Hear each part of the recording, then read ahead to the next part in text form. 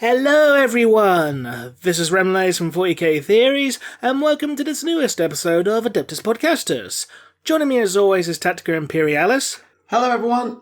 And joining us as our guest this week is the other half of 40k Theories, Mama Homebrew herself, Naerina. Hello. So how's everyone doing today? Good. It's summer holidays at freaking last. I know there are colleagues and students who watch this podcast, and yes, I'm as happy as you about the summer holidays. I've already painted a Dark Apostle, which is on my Twitter, and ready for a break and to get back to actually doing a little bit of hobby. Yes, please, bring it on. I was surprised about you paying up a Dark Apostle. I was like, I didn't think you want word bearers. Well, basically, what we've done is we ran out of models at Warhammer Club. So what I did was I asked a friend to send me a giant pile of Chaos Cultists because they don't play Chaos like that anymore. So they sent me like 50 Chaos Cultists, and I thought, all right, that's really good. With the new codex coming out, the Cultists get an expansion. But then I thought, well, I need a leader. And then I realised that you're not actually allowed to take an all-cultist army because that's illegal. You have to take Chaos Space Marines and cultists to have a legal army. So I thought, well, okay, then we're going to have a Space Marine splash in here. So I'll get a Dark Apostle, get some Chosen, get a squad of Marines, and then we'll have like an elite Word Bearers cohort that sort of have brought their cult demagogue followers with them type thing. That was my idea. All right. Why is it illegal, by the way? What the Chaos Space Marine Codex has done to prevent cultist spam, which was a big problem in previous editions, what you do in a Chaos Space Marine army is run as few Chaos Space Marines as you could get away with. Because cultists were so much cheaper, you could just spam like 10-person squads of cultists, which were like 50, 40 points, to take up the 2 troop slots in your Force Org. I mean, you had way more points than you should to spend on your elites, your Demon Engines, Terminators, Flyers, whatever. So what they did in the 9th edition codex is they said for every cultist unit you take, you must take a unit of legionaries, which is the new name for Chaos Space Marine troops. So you can't have more cultist units than you do basic Marines units. So if you take 20 cultists, you must take 5 Marines as a tax. Fair.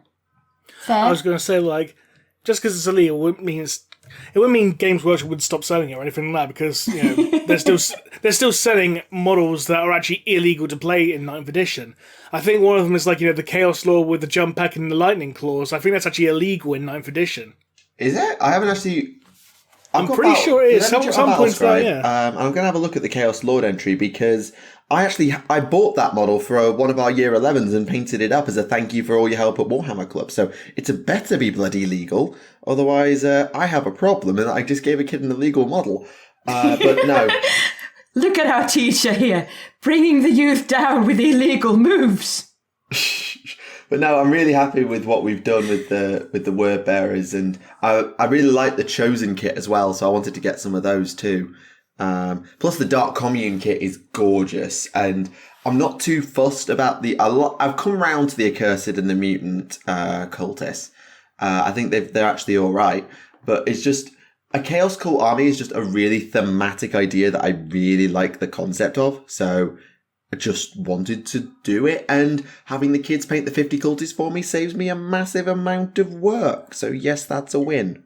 Oh, so it's an ulterior motive then? Yeah, child labour in addition to illegal moves. Hey, well, hey, I bought the models. I've not claimed them back on my expenses. I've paid for them. They are mine. Just because, and I've sprayed them, so I've done most of the work. So. Yeah, they're yours, and you're getting someone else to pay them for you without paying them. Oh, shut up. Chaos Lord. Is there going to be moral head desk at some point? Chaos Lord. Drum roll. And yeah, I'm fine if anyone wanted to know. In the middle of a move, so I'm here in a corner of a room, like surrounded by pillows, like, hi, I hope it doesn't echo. No, you're fine. No, that sounds fine. The Chaos Lord with jump back doesn't even appear to be a Legends unit option here. I'll try the Legends Chaos Lord. It's in Legends. Yes, it is technically illegal because the Chaos Lord with jump pack is in Legends. Legends are illegal, confirmed. Well, they are, but you probably can't take them to a tournament type thing. Yeah. You just have But to be technically legendary illegal is somewhere still else. illegal. It's like the old saying, like, if your punishment for a crime is a fine, that means it's legal for a price. True. That's one way of thinking about it. I mean, if your only punishment is to pay a cost, then it is legal for a price. So, in the news this week, theoreticus, ladies and gentlemen. I do want to point out, I do not condone crimes of any sort. I have to say that for the legal purposes. And this is why you have an acolyte. Exactly. Something. Moose will be on that penny, gorilla position stuff. Yes. Absolutely. Yes. Oh, you actually worked out what that means now, Tack? I was only half listening, so I was just nodding along. Well played. But yes, news. A very quiet couple of weeks, in all truth, which is probably good considering the amount we've got to talk about that we didn't discuss last week because me and Voldemort got too busy arguing. It was a good conversation, eh? Aye. Probably the biggest model that was revealed in the last 2 weeks was for the Leagues of Votann, the squats, which have been given their first vehicle, the transport, which is called, and I quote... Excuse me. Second. The first one was the grav bike. Is it a vehicle? It's a bike. A bike is a vehicle. Technically speaking. Yeah, but generally bikes don't have the vehicle keyword. It still counts as a vehicle for technical purposes. Yes, indeed. So this is the Sagittar... I'm going to be pedantic about this. Yes. So this is the Sagittar ATV, a rapid response ATV suited to scouting operations and lightning-fast armoured offensives, quote the article. And it can have a turret weapon as well as some mounted heavy bolters and can carry a full squad of infantry, which can be split between the two vehicles. It does say that Sagittars usually operate in pairs, so what I'm thinking they might do, and I'm willing to see what happens here, is that this might be a 2-model kit where each of them has a transport capacity of 5, and therefore can transport a whole squad of 10 between two vehicles as long as they stay within coherency of each other. And then once they disembark, they don't have to stay within coherency of each other. I don't know. It does sound logical. Also, that looks like a beetle on wheels. I was going to say, I'm getting very much Nomad vibes. Naturally, going to say Mass Effect. Yeah, I kind of see the Mako in it a little bit. Yeah, just a little bit. It's cute. Yeah, it comes with a lot of guns as well. It can have a high las beam cannon, a proper L7, so it's a double type missile launcher. I'm assuming like frag and crack missiles, or an auto cannon. So this thing is going to pack quite a punch alongside being able to be a transport. So yeah, lots going on with the Sagittar, and I quite like the look of it. And they've done a lot of detail on the cockpit too with the drivers. I really like the driver designs in there. Oh, yeah. So many little details over there. I like it. I like it a lot. Yeah, there was one other article about the Votann this week, which was just the other day, a lore article about something called the guilds. Oh, yeah. Ooh, there was something that really piqued my interest in that. Yeah, also... go ahead. No, you first. Well, I just when I was reading it, because I'm such a Vampire the Masquerade enthusiast, and there was the word kindred all over it, and I was like, yeah, just try to remember, it's not the vampires, it's not the vampires, it's not the vampires, it is not the word with which vampires call each other. Oh my god, it could be vampires, so how cool would that be? Now focus. Yes, so in this context, a kindred is a social group all springing from the same genetic crucible. So basically everyone who came out the same gene vat belongs to one kindred. Cousins! The one thing that really got my attention is one of the guilds in particular, the Chthonian Mining Guild. I'm thinking, Chthonia? Fucking hell. That's a loaded word, is Chthonia. Yeah, for those of you who aren't aware, Chthhonia was the homeworld of the Sons of Horus Legion. Whoopsie-daisy. Indeed. So that's going to have some very interesting implications. I would imagine it's basically like Chthhonia got scoured of all life, and then the Votann just rocked them and goes, well, no one's here, might as well start mining. Yeah, and it does say that they think nothing of braving environments so extreme that others would balk at the hazards. So going on to exterminatus worlds may be something they actually do. Hi-ho, hi-ho, di-di-di-di-di-di. Nice. It's also worth noting that the Squat-Tau relationship has been confirmed in that the Tau have traded with the Serentok mercantile leagues, I should say. So there are different ones. Went to Leeds. Indeed. So there's the Ymir Conglomerate, an ancient power block, and the mercantile leagues have been trading with the Tau. And the leagues essentially are like formal organizations. So they take the sort of social family groups or things like that of the kindred and say, right, formally you belong to this league, so you can trade through us. They're kind of like, if a kindred is like a homeworld type thing, then the leagues are kind of like the chapters, the regiments, but more diverse than that kind of thing. Cool. They're basically squat versions of Orc clans. Yeah, clans. That's probably the best one-to-one is the Orc clans or the Tau Sept worlds. Or the Septs. That's what kind of comes to mind to me. Yeah, makes sense. And they also clarify that what the kin live in are things called holds, but that could mean any number of things. Holes? Hold. I wish they live in holes. It's like... No. Some of them... There's a Hobbit's theory. I mean, to be fair, some holds are warrens of tunnels, so, hole. But it could also be a living factory, a fortified outpost, asteroids, whole planet, city planets. So it's just saying that Votann worlds and home areas are incredibly diverse, so that just allows more world building, people to create their own custom ideas of what they're actually doing and where their kin are from, which is good. How long before someone makes Space Moria? I mean, to be fair, given that they're space dwarves, I get the feeling it will take all of 5 minutes. They make Space Moria, and turns out that one particular Votann group uncovered a bloodthirster. And of course they had like the Battle of Khazad-dûm. I can hear the gears turning in someone's head. Yeah. Oh, Yeah. I'm eagerly waiting to read about this in, the Homebrew of the Week section of the channel. Not so subtle promo. Model-wise, otherwise, there's not a huge amount. There's a couple of bits for Necromunda, to one group of hangers-on, and then some unique characters.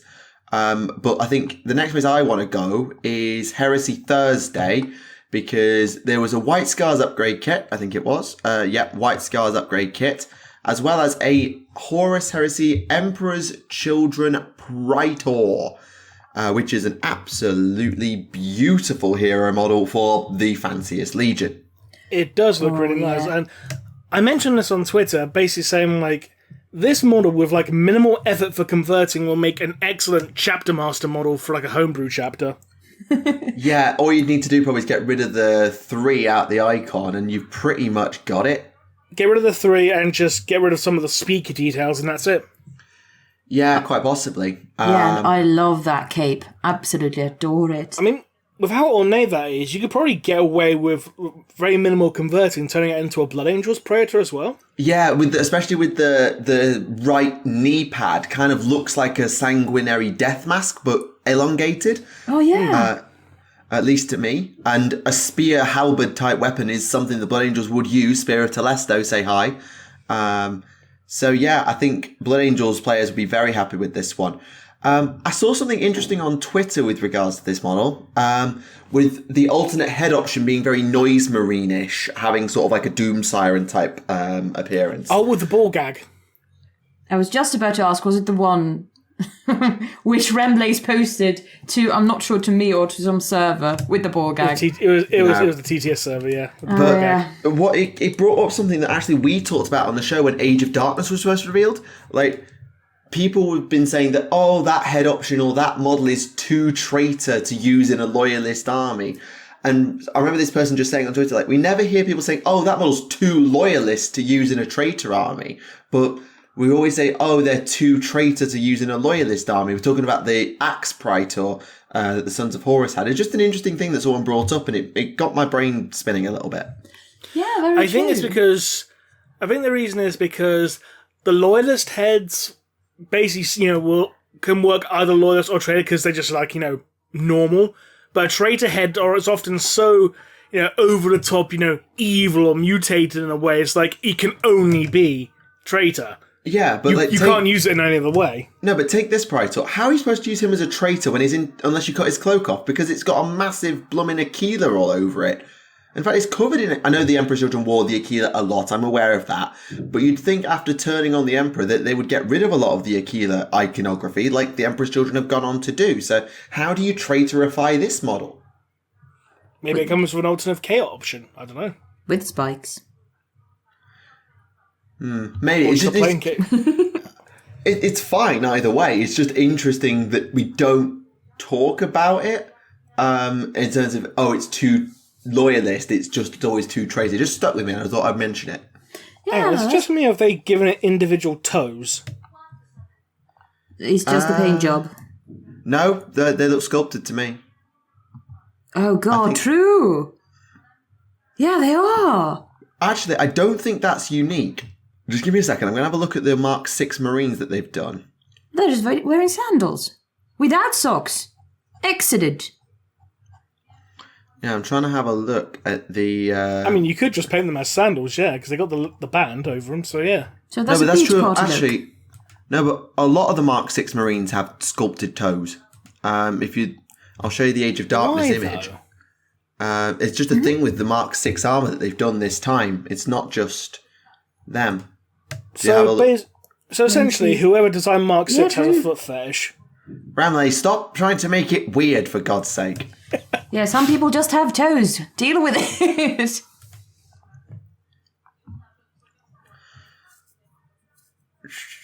Right. Yeah, a lot of toes over there. Yeah, absolutely. The next reveal to look at, we'll jump across to the Underhive now, was two, what would I call them? Hangers not on, hangers. No, these ones aren't the hangers-on, they're like the named character ones. Hired guns. Hired guns, that's what I'm thinking of. The Gorvos Crime Syndicate. So you've got two characters here, Vanda Gorvos and Gain Gorvos, also known as the Gunk Queen. Yeah, the Gunk Queen, apparently. Apologies for the background noise. Someone's screaming in the background.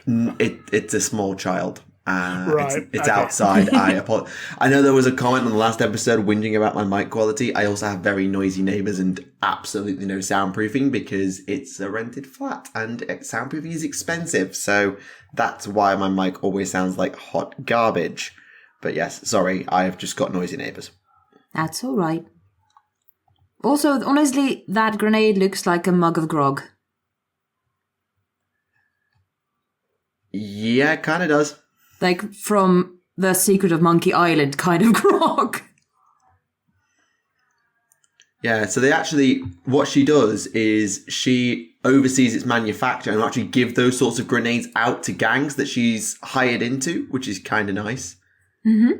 So it's not just that you bring them along for what they can do, you can actually upgrade your gang using what these guys provide, which is a nice touch. That is so cool. Also, you have an actual story there. Also, what is that creature on the other model's, shoulder? The blue one. It doesn't say precisely what it is. Looks like some kind of weird quadrupedal slug. It's not... it's definitely not a scaly or anything even remotely related to a scaly because it's not got scales. It's punk and the slug fact that scalies frog. are ogre-sized. It looks neat. I want one. It's probably crawling with diseases. And crawling at least, not sure about those diseases. I mean, it's the Underhive. Well, it is hanging around the Gunk Queen, so you never know. Yeah. Though, if you do want diseases and poisons, then House Escher is where you want to go, as they've released two new hangers-on. A Shiva, with two Vs, which is a seer of sorts, like an oracle, as well as the apprentice clan chemist, with a Y, not an E. So that's the one who's sort of pouring experimental poisons onto a sword. Now, honestly, this paintwork, the detail in those pelts. Goodness gracious, like, yeah, I have a tiger and a leopard over here. I just painted that because I could. Like, goodness gracious, that looks so good. I have to say, like, that first one was the Oracle one. The Shiver, The Shiver, yeah. I'm getting very much, vibes of, like, Louisiana fortune teller kind of vibes from it. I got friends on the other side. Yeah, it does kind of have a bit of a witch doctor vibe going to it. Or voodoo, yeah. Also, those shoes. Goodness gracious. How does one walk with those? Slowly. And with style. With great difficulty. And with great difficulty, yes. One thing I love that the crystal ball is like hanging on to the edge of like a servo skull kind of thing. Yeah, true. I thought it was a shoulder pad, but perhaps not. No, no. If you look at it from the reverse angle, it is actually in their hand rather than on their shoulder. Yeah, true. Oh god, that's so cool. Crystal and it's ball also servo skulls. That's awesome. Yeah, it's also worth noting that this does come with a gameplay advantage in that if your gang queen or gang matriarch dies with a chemist on the board, you can potentially bring them back as a death maiden, whatever that means. Oh, those zombie shock troop things, yeah. So yes, you can turn your leaders into zombies using your chemistry. Oh, good. Necromunda, ladies and gentlemen, Necromunda. Yeah, Necromunda, yeah. Yeah, that is a cool thing, like, to happen. Like, haha, you have won, but no. Yeah, it's a really unique take on sort of support, because obviously Delac got the sort of bulbous head psyker thingy in the last episode? I've forgotten its name. Yeah, they got the spiker, yeah. Spiker, the that's anime it. eyes, yeah. Yeah. It's interesting just how different you can make each gang look, not just with the gangers' models themselves, but how you diversify their roster with their hangers-on and the sort of hired guns you'd expect them to associate with. You can really diversify, and I bet there are people who do D&D, role-playing, rogue trader type stuff who just pillage Necromunda's stuff. Like, just imagine, like, being a rogue character in D&D using that chemist model. Like, it's such a unique aesthetic for a rogue character who uses poisons and blades, like, in a sort of a dystopia, sort of punk-style roleplay using a rogue. That's perfect. Thank you for my next character idea. Because, I'm gonna do that now. Sticking with Clan Escher, House Escher, just for a moment. Go for it. Something I found out this week, which is quite interesting.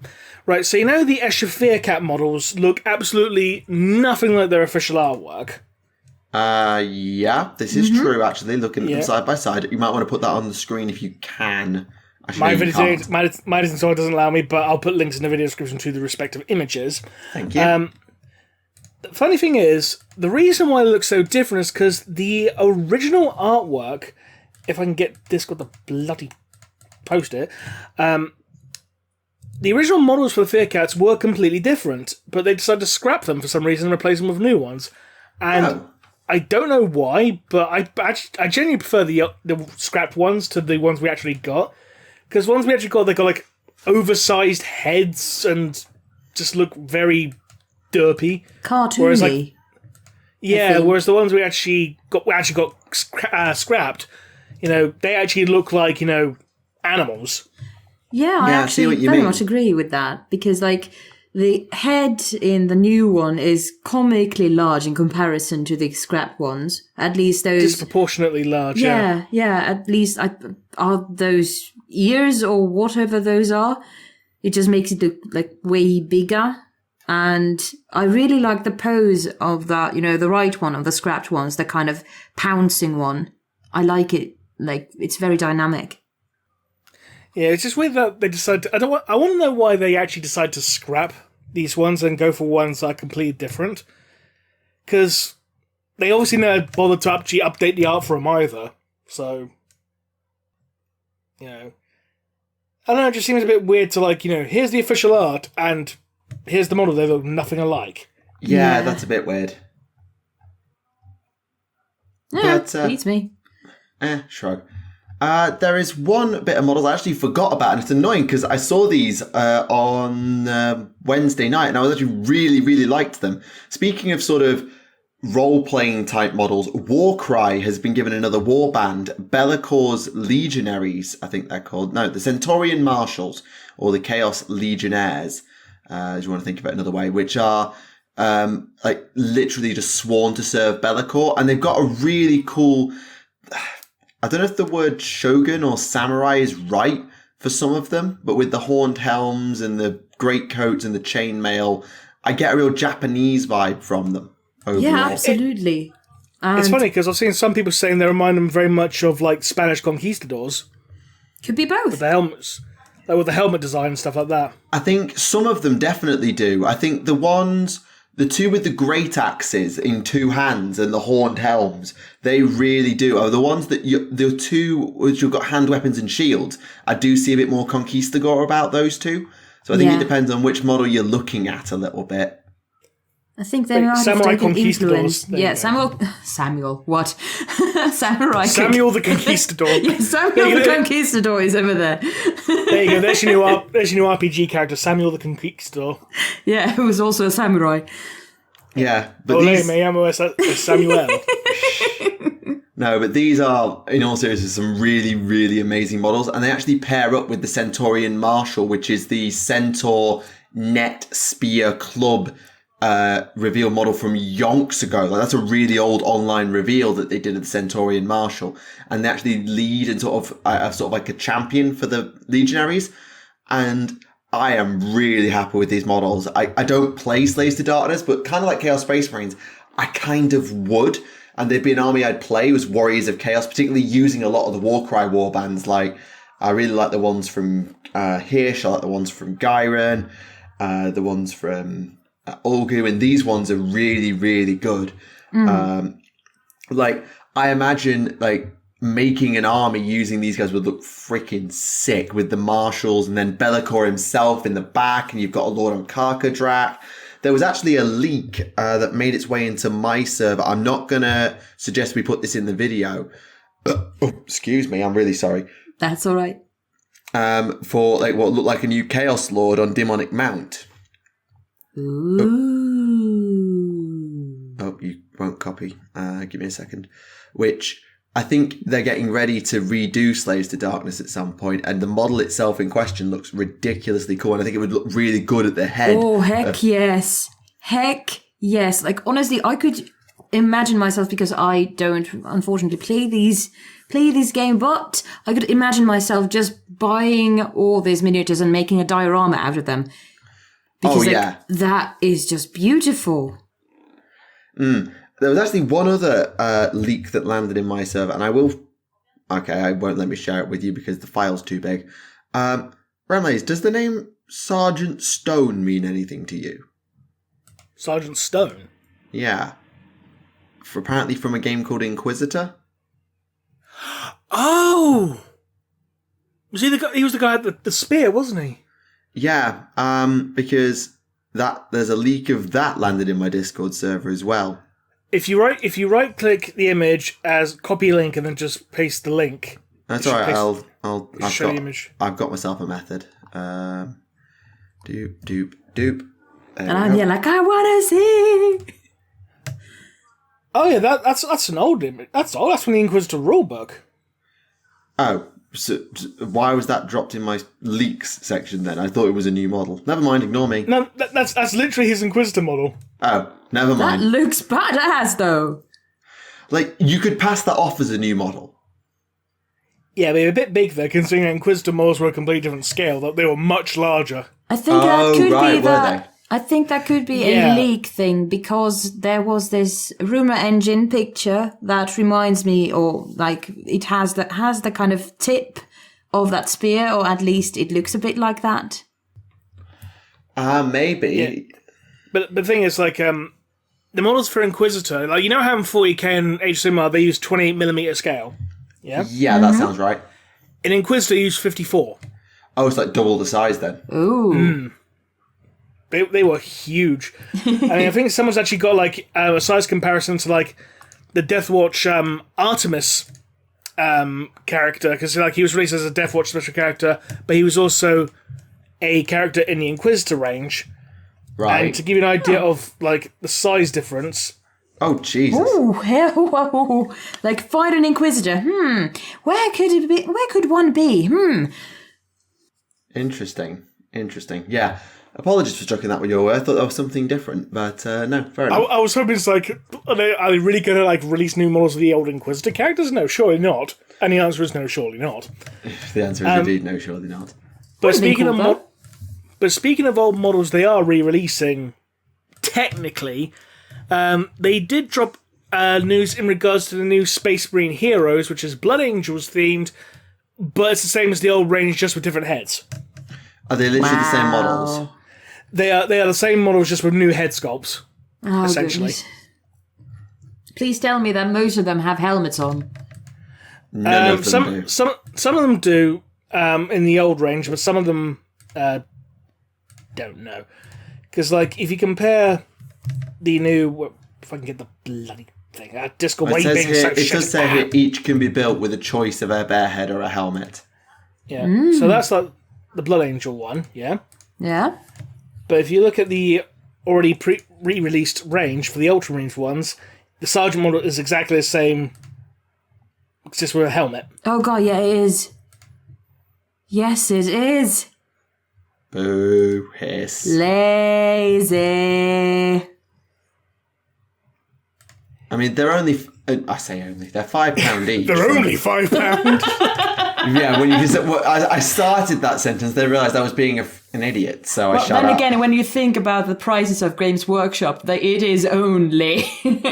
It's only £5. Like, and here I am. I remember when £5 got you like a pack of 6 Space Marines. Yeah, I mean, I remember £5 getting you 4 guardsmen. I remember that. In 5th edition. I remember £5 getting you, I don't know, because I've never had pounds in my country.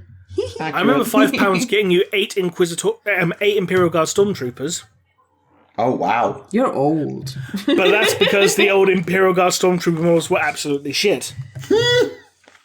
Yeah, fair. Yeah, just moving on from models second to books, there's currently a Reader's Choice vote ongoing for Black Library, just to let you all know. Ooh. Oh, yeah. So these are the 5 books up on the Reader's Choice vote for reprinting in 40k. There's some real good ones here. So, Mortarion Crusade Angel of Fire.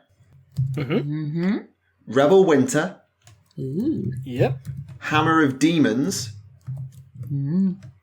Wrath of Iron by Chris Wright. And the Gildar Rift. That's what I vote for. You see, I already own Wrath of Iron, the Gildar Rift, and Mortarion Crusade Angel of Fire. And they're all really, really bloody good. Jack. The 2 older ones I haven't read. I just want to say, I own all of them, but I still vote for Gildar Rift, just because it's Huron Blackheart.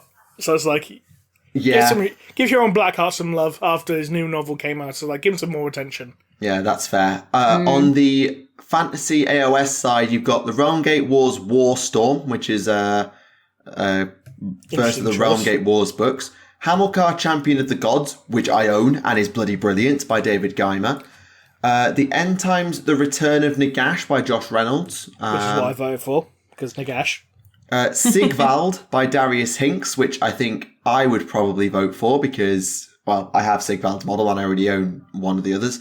And Skarsnik by Guy Haley. Yeah, sorry, Guy Haley, which is something slightly different as well. So, yeah.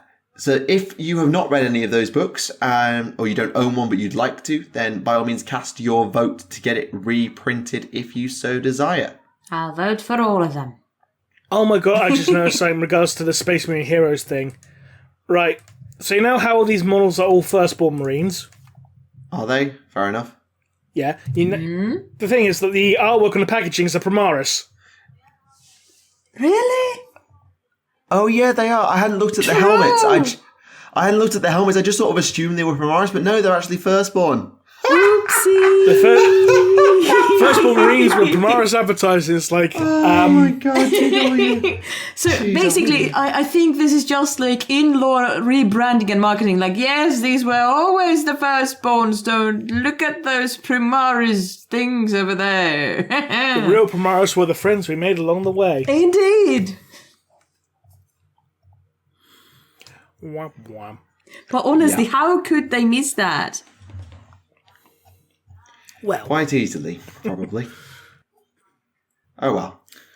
I mean, let's be honest, it's not the first time GW have kind of cocked up in their advertising. No, this is true. Yeah. But when you do it for so long, you're bound to make some mistakes, Everyone does, let's be honest. Yep. The amount of marked armors or Mark 1, Mark 2, blah, blah, blah. It's no, surprise that if some of these, helms, for instance, like people are like, yeah, sure, that's a Space Marine. Like, yeah, but not the real one. But yeah, you have many of them. I just realised that, since these are all blind boxed, I bet you can be like, really excited if you get the one with like, the bandolier grenades and he's chucking up grenades, that's a really cool one to get. But how disappointed would you be if you just get the generic Space Marine holding the bolter against his chest? Yeah, the one I really... How gutted would you be if you got that one? Yeah, the one I really want is the missile launcher. If I were to pick, I'd pick the missile launcher. Oh, I'd pick the yeah. grenade boy. We'll have to fight for the missile launcher then. I want that too. Yeah. Well. Probably not I hope gonna they buy have them. multiple ones and not just one per planet. It's... Yeah, It's like they probably do. got, need, needs. Like trading cards, but blind packs. Like, I have 5 of these missile ones. What do you have? The goddamn bolt pistol. Or that goddamn bolter in that case. Yeah, that sounds about right. No, before we get too infuriated, I think we should probably let Remleiz talk about the thing he was going to talk about last week. I appreciate I'm cutting the news section a bit short, but like I said earlier, it's a slow week. And we have a lot of literature to chunk through. So, Story quick time with question. Remleiz. Quick question. Do you want me to do the Mortarion book first, or do you want me to finish off Blackstone Fortress first? So I did that as well. Blackstone Fortress! Blackstone Fortress! Okay, I'll do that one first then, so you can close the story. Right, so last time on Blackstone Fortress, the gang kidnapped a plane. Well, how do you kidnap a plane? I don't know. They commandeered a plane, and then they crashed it. And we wake up. Carry on. So, Jane Straight wakes up after being knocked unconscious from the crash, as you do. Yep. Part of the plane's on fire. He's waking up, coming to. He sees his pilot Aldous trying to cut his attaché Quintus out of the harness. He's feeling groggy. He unbuckles himself from the restraints, tries to get out of the seat, stands up, and as soon as he does, Thaddeus and the others shout at him, "Don't!" And as soon as he starts, the plane starts tilting because it's parked right on the edge of an abyss or a ravine. And suddenly we're in the Italian job. Oh, Pretty God. much. It's like, we're going to have to all get out, but we have to do it quickly, otherwise we're all going to die. Quintus gets cut out of his restraints by Aldous. And they all basically make a break for it. Isola, his former attaché, who's now his partner, she doesn't make it. She plummets to her death. And this is one of the deaths that James Ray had actually seen previously prophesied from his bionic eye, which is somehow now connected to the fortress itself. It's weird, but yeah. Yep. Yep. And because Isola's died and she was effectively the closest thing he had to an actual friend, he becomes very distraught with grief, understandably so. But Thaddeus and Pius Vaughn, they basically say, we have to make our way to the Crucible. You are the chosen one. You will ascend and you will take the fortress for the God Emperor because it is your destiny, blah, blah, blah. And so they make their way basically further into the fortress and they reach the area of the Crucible. Now, Jake starts seeing all these glyphs from the fortress itself via his implant, which no one else can see. It's just the fortress itself showing them these glyphs. And at the same time, he starts seeing events back on Precipice, the space station that's parked next door to the Blackstone. And what he's seeing is a tech priest who's trying to work out these same calculations from these glyphs and that. Now, this ties into a B-plot I hadn't actually mentioned yet because it hadn't actually been important up until this point. But in the B-plot, a tech priest has basically learned that Precipice is eventually going to crash into the Blackstone because the engines are failing and it's being drawn into the fortress's gravity well. Oh. So basically, he's trying to find his own way to either stop that or get everyone to escape at the same time, because the only chance anyone has to escape is to everyone to go en masse, because otherwise they'll be picked off by the Blackstone's weapons. And, yeah, that checks out. Yeah. And someone needs to warn the Imperium, like, hey, Chaos Gods have taken over a Blackstone Fortress, so we kind of need to, deal with that. Yeah, need to have that conversation, yeah. Yeah. Now, back on the Blackstone, it turns out that the tech priest and some of the other captains who's been working with, including a Jacaro, who's a drunkard, stealing everyone's wine, because drunken monkey funny. Literally, drunken monkey funny. Oh, God. Yeah. And it turns out that the Zote, the archivist, he's also aware of this, but he's trying to stop them because he doesn't want anyone else to get near the Blackstone or whatever. He wants the Blackstone for himself. Big fight breaks out. One of the captains is killed by the Zote as being absorbed into a wall because Zote technology is fucked up. Like it's pure biotech, which further supports my theory that they created the NIS, by the way. Hashtag just saying. Just saying. But just a theory. Now, upon realising all this, Jaina Straight turns around and says to Thaddeus, I can't go to the Crucible. I need to get back to Precipice because everyone needs to be warned about all the shit going down. I need to give this tech priest these codes because I know the secrets of the format. I know how to work it out, and he needs to be told. But you can't go, fuck him, watch me, kind of thing. Now, meanwhile, Quintus is approached by Raylan Rouse, the Rattlings. Yep. And they say to him, hey, we know you're working for the Zote. Don't worry, your secret's safe with us, because we're working for him too. Yep, I remember that from a couple of episodes ago. Yeah. But, yeah, so the gang starts making their way back towards the exit, towards Precipice, because Jay can actually see where all the hidden elevators are, which will take them back to the surface. But as they do, Rain and Rouse decide to fuck off and make their way towards the Crucible, and now they're walking on the ceiling because physics is fucked in the Blackstone. It's like, okay, they're now walking on the ceiling. Okay, now the floor's missing. Okay, now he's on the side. Now he's upside down. Now he's walking faster than the speed of light. Now he's slower than the fucking snail. What the fuck's going on? Warhammer is where physics goes to get drowned. Yes, you made your point. Yes. But anyway, they make it back to Precipice. Thaddeus is not happy about this. Pius Vaughn is extremely unhappy about this and ready to set Drake on fire because of this. Yeah, I can see that. But as they make it back to Precipice, they make it to the engine room. And the engines of Precipice, it's not human tech, it's really... It doesn't appear... It's not Imperial tech, should we say. It's really ancient tech, which pretty much no one knows how it works properly, and the only ones who actually have a chance of working out are the Jacaro, because Jacaro are technological savants. Yeah. Mm-hmm. And Drake goes up to the table and he's like, hey, I've got the codes. And Tape's like, what the fuck are you doing here? I thought you were on the Blackstone. It's like, yeah, I came out to give you this. It's like, oh, thanks. What's that climbing up the engine shaft? Oh no. That's the Zote. Oh, fuck. Oh, no. Oh, no. Enter final boss battle. No, it's not the final boss battle. It's not the final boss battle yet. Oh, right. Oh, God. There's even more escalation. Like, if you order now, you can get this in Shit goes down even more. So, I'll say now. God. But they end up getting into a huge punch-up. Zote's overpowering them because it's a fucking Zote. Of course, it's going to overpower them. Yep. But then the entirety of Precipice starts shaking really badly. It's like, oh, the collision with the Blackstone Fortress is fucking imminent. Well, see ya. The Zote teleports out of there. Because it As one does. let's be honest, it was a smart thing to do. Yeah. Yep.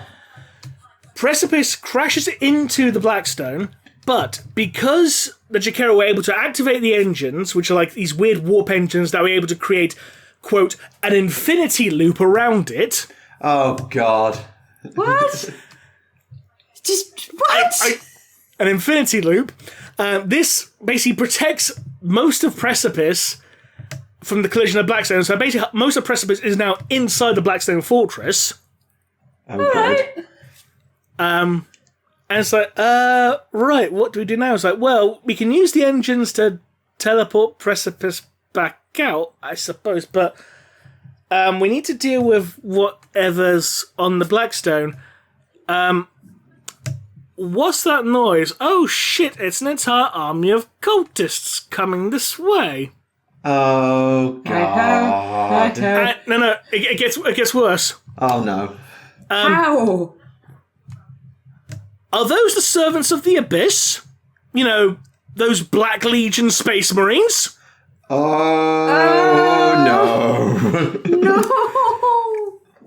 So basically there ends up being this huge pitched battle between like everyone on Precipice, which includes like an entire squad of Bulgrins, by the way, with big riot shields and grenade launchers. So that's Remember that from earlier. So let's be honest, that's a good thing to have on your side. Yep, just true. slap them down and those cultists are going to slam right into them. Yeah. We meet another of the Blackstone characters, finally, this far into the fucking book, the Eldari Ranger. She makes an appearance, finally, after 2 fucking books. Snipe. Hello. Yeah, literally, she's just there basically sniping. She, like, goes up, like, to the tech priest, like, oh, yes, I'll go over here and snipe him from afar. It's like, oh, nice to see you for 5 minutes. Are we sure this isn't just a Saturday morning cartoon that you have been reading? I'll be honest, I'm still disappointed we didn't get the Man of Iron showing up, but hey, at least we got everyone else, you know, aside from the Navigator. But hey. Yeah. But Drake starts having visions inside the Blackstone Fortress itself while the tech priest is working on the engines to try and teleport them back out of the Blackstone Fortress so they can get away. Yep. And he sees a vision of the priestess woman who he shot earlier. And he realizes she's the massive threat to the Blackstone. Right. All right. Because as it turns out, this priestess is a former commissar who believes herself to be the reincarnation of the Emperor of Mankind. The fuck? God. I know, it's batshit insane and I love it. Yeah. Yep. Good. No. It gets even weirder. So basically, try and find where she is. Drake, along with Greg, Thaddeus, Aldous, Pius IV, and the others, they get in a car. The Blackstone Fortress. Oh, okay, there was a car on Precipice, apparently. Yeah, a land car is described as. So yeah, they commandeer someone's car, speed off into the Blackstone, and no, it gets weirder. What are those things coming towards us? Oh, it's warp spawn! Demons. Yay. They're described as being more like Chaos Spawny in their appearance now, but they are just called warp spawn. Right. But yeah, like Demon Chaos Spawn. Yay!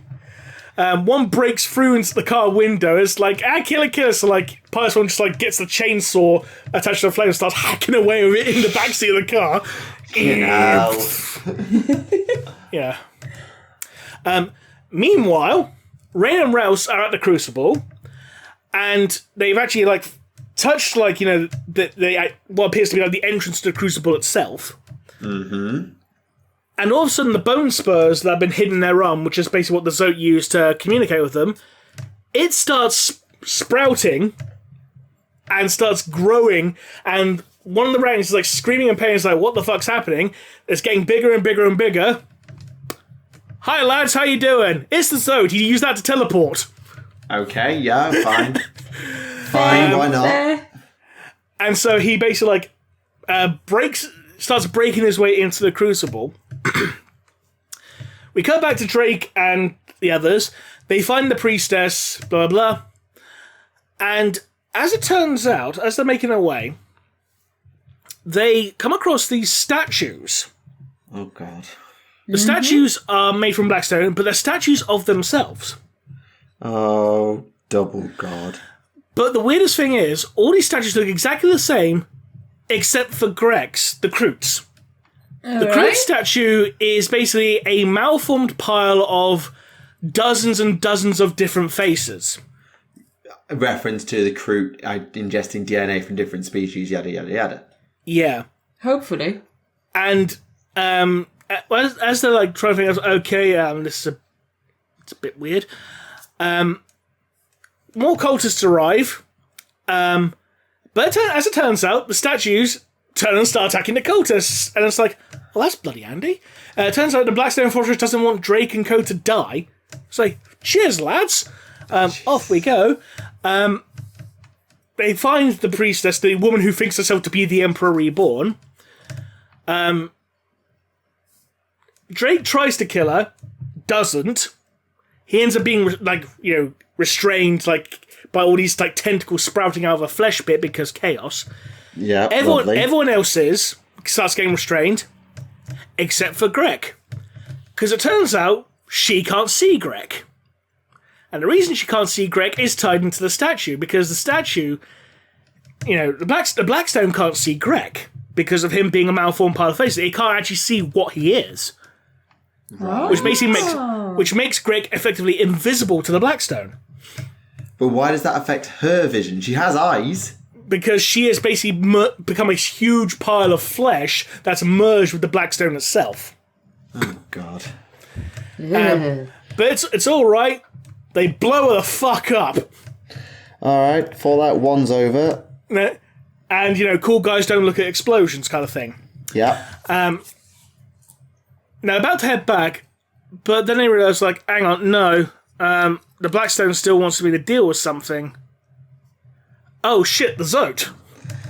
Oh, right, there was that one too. Almost forgot. The Blackstone can't just take care of itself and deploy the fucking wardens, the big killer robot things it's got. So, Drake ends up making his way back towards the Crucible bit. He basically tells everyone else to leave. Thaddeus is like, no, we got to stay with you. We got to stay with you because you're the anointed. And then Drake just goes, the Emperor says I have to stay and you have to go. And if you stay, you're interrupting my ascension and you're going to piss off the Emperor. Fuck off. Essentially. I thought this message was going with, I lied. Leave. You can burn me if I come back. Drake and the Zote end up getting into a fight. The Zote ends up flying high into the ceiling because he falls into the ceiling because physics. Physics. Yeah.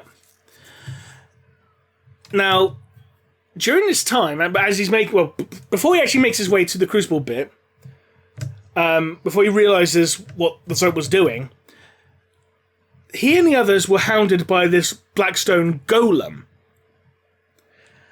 And the golem is basically effectively shepherding them towards the Crucible by attacking them. It's shepherding them towards the Crucible, and that's where they find the Zote, blah, blah, blah.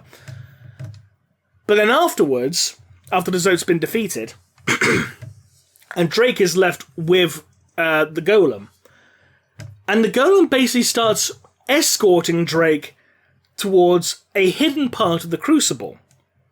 Ooh.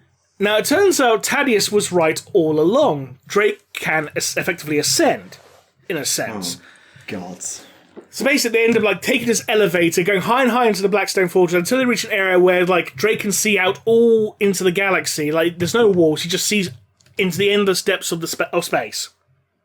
Okay. And this gateway appears. Oh, God. And Drake just looks at us do I go in? Do I not? And he turns to the golem, and then he realizes that the golem has a face he recognizes. The golem has Isola's face. And then she says to Drake, will you join me?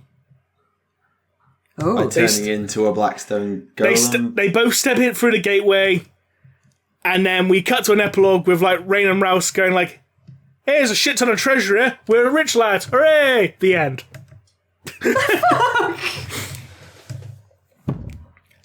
Yeah, it's a wild ride, this book.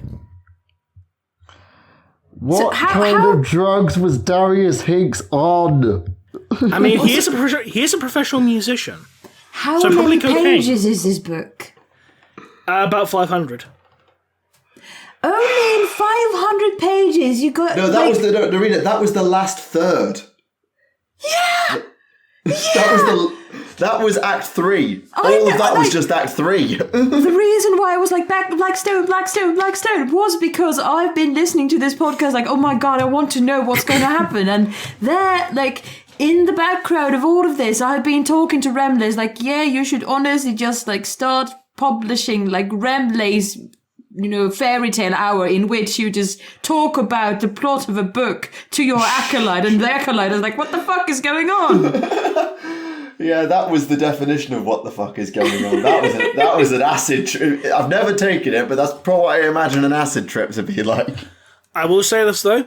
I highly recommend the book. Oh, It's batshit insane, and I fucking love it. It sounds bloody brilliant, and actually it does sound like a absolutely. really good book. It's just mental to wrap your head around. I will say this, though. My synopsis of it doesn't do it justice. No, I can imagine. Now we go from batshit insane to, oh dear god, it's Mortarion, ladies and gentlemen. So, if you want to avoid spoilers for Mortarion the Pale King, click to the timestamp in the video description below. Yeah, I would. If we get time, I'll do Day of Ascension afterwards, because I finished that. So, we're entering the spoiler room brawl in 3, 2, 1, moose! Ding, ding, ding, ding, ding. Naerina, that was your cue, but you missed it, never bloody mind. Yeah, but what can I do for that, Penny? You just have your best mooses over there. Moose. Moose! Do you remember when Moose called everyone? That was brilliant. But anyway, I digress. Yeah. So, Mortarion the Pale King takes place during the Great Crusade. In fact, it takes place very early on after Mortarion's reunion with the Emperor. Because this is about his, effectively a retelling of his very first campaign of compliance after being reunited with his legion. Okay. So, basically, we start off in medias res. Basically, the events of the book have already happened, and he's basically telling, a servant on his bridge, like, oh yeah, we just blew up this planet full of psychers. Yeah. And someone's like, oh, so why do you have this way of doing war, my lord? It's like, well, I'll tell you.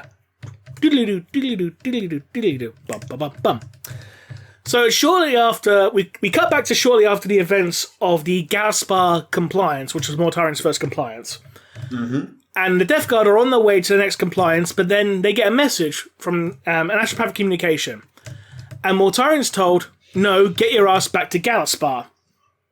And it's like, why do I have to get my ass back to Galaspar? And Typhon's like, maybe the Emperor's really pleased with you. Oh no, shit, you're being put on trial, aren't you? It's like, yep. War crimes. Yeah. Everybody loves war crimes. So we cut to Galaspar, and waiting for Mortarion are Horus and Sanguinius. And The dynamic duo. they're overlooking the battlefield of Galaspar, which is basically like a whole bunch of like destroyed hive spires and literal mountains of dead bodies, which have a bunch of people scurrying around counting all the corpses. Mortarion turns up, and then basically Sanguinius and Horus turned to him and said, what the fuck happened there? Essentially. Yeah, what have you done, you monster? And Mortarion's like, I brought the world into compliance. I'm not sure what you wanted me to do here. It's like, Dad said bring the world into compliance. I made it compliant. Instructions unclear. Wait, did This war world crimes. This world was ruled over by tyrants who were oppressing the population. I killed them all. I liberated the people. Yeah. It's like, What people? and Sanguinius like, yeah, you can't really just, genocide everyone because, you're just basically having everyone be compliant through fear, and we can't really do that. And Mortarion's just like, excuse me, the Night Lords. Yeah, How about thee? indeed. And Mortarion and Sanguinius start getting into a really heated argument, basically devolves into like, you're a poopy head, you stupid kind of thing. And Horus is like, okay, both of you just shut the fuck up for a moment. Mortarion can you just explain to us what happened, just so we can try and understand? It's like, fine, I'll tell you what happened. It turns out this planet was ruled over by a group of, like, elites. I've forgotten their bloody name off the top of my head, because it's been a few weeks since I read the book now. Yeah, that's fine. I think it's the Pentarchy, I think. I'll call them the Pentarchy for ease of convenience. Okay. Sure. So the Pentarchy were effectively, you know, they viewed the common people as being less than human. They were just commercial goods, essentially. You know, cheap slave labour. Yay! Cheap slave labour, you know, to the point like, hey, if someone died, just chuck them into this grinding pit. No, there aren't any railings to protect people from falling into the grinding pit because that'll cost time and money, blah, blah, blah. And Mortarion's like, I don't like tyrants because, remember, I grew up on Barbarous, remember? Tyrants bad. So we need to try. Yes. So we're going to liberate this world. It's like, and he's having his meeting with a bunch of Imperial generals. Now, interestingly enough, at this point in time, because this is before Mortarion's first compliance has been completed, these Imperial Army generals technically actually outrank him at this point. Yeah, like he is Primarch, but he's not general because he's never actually led a campaign. I can see that. Yeah, true. Yeah, and these generals go like, you know, I don't think you're going to have time to do this one, you know, saying it's going to take a lot of time and manpower. Like, we can leave a few Imperial Army regiments, but it's going to take, you know, a couple of years to get it done properly. And Mortarion's like, nope, not good enough. I'll do it myself. Oh, and how do you expect to do that? You know, this world's covered with a shit ton of defences. They got a huge, you know, fleet, you know, protecting them. How are you going to get that? Virus bombing. Nope. I just need one ship. What? Oh, God. What? So What? this ship, his flagship at the time, called the Fourth Horseman. I see what he did there. Nice. Uh-huh. It's retrofitted to basically be reinforced armor and basically effectively be capable of atmospheric flight. I think you see where this is going. Oh, no. So what the Death Guard do? They also get a bunch of asteroids, fit them with engines, fly them ahead of the fleet to basically soak up all the firepower. The Death Guard fleet tactics. Yeah, I was just about to say that. Like, what? Do we have humans or orcs here? Then the Death Guard fleet engages the rest of the Pentarchy fleet to allow the Fourth Horseman to basically just blitz through, go to the planet at top speed. And it's like, right, okay, we've got about 24 hours to get this done before they can regroup their forces to overwhelm us. Where's the capital? There's the capital. Right, go for it. Fourth Horseman starts going through onto the planet's front surface, like avoiding all the anti-air defenses, blah, blah, and just rams into the capital hive. Again, orc tactics. Yeah, that honestly reminds me of when we were playing a one-shot game of Rogue Trader as orcs, in which our captain had lost his hat, and we had to go get it, and we went through the atmosphere to I don't even remember, was it a fortress monastery or something like that? Just rammed right into it. I was like, hey, wait a minute, I know this tactic. I mean, if it works, it works. Yeah, true. And it clearly has worked. So they ram through into the capital hive, and Death Guards start pouring out, and Mortarion's like, okay, we need to basically capture the main control hub and get their leaders to surrender. We got about 24 hours before the other cities nearby can gather their forces and overwhelm us. Let's go. And you got the workers of the Pentarchy, they're just like looking at the Death Guards like, fucking hell, these guys are huge. Appropriate reaction. Yeah. And Mortarion's basically like going for, he's like butchering everything in his path and saying like, you know, we are your liberators, you know, cast off your, you know, chains, blah, blah, blah. Because majority of the workers on this planet, they don't understand the concept of rebellion. Because they've been kept in a state where, like, you know, downtrodden and sedated, like, they're sedated enough to the point of being docile but still conscious enough to work kind of thing. Yeah, so they're not going to be able to be inspired like Corvus Corax inspired Deliverance type Exactly, thing. yeah. Sorry, Kiev was called back then. But a couple of the workers they get curious, and one of them wants to follow Mortarion. He's like it's Death himself. He's come to save us, essentially. And let's be honest, you look at Mortarion, you think he's Death, because, like, you know, giant of a man with a giant scythe killing everything in his path, he is Death. Yeah, I see that. I mean, he came on the Fourth Horseman, for fuck's sake. The Fourth Horseman of the Apocalypse is Plague, right? It's Death.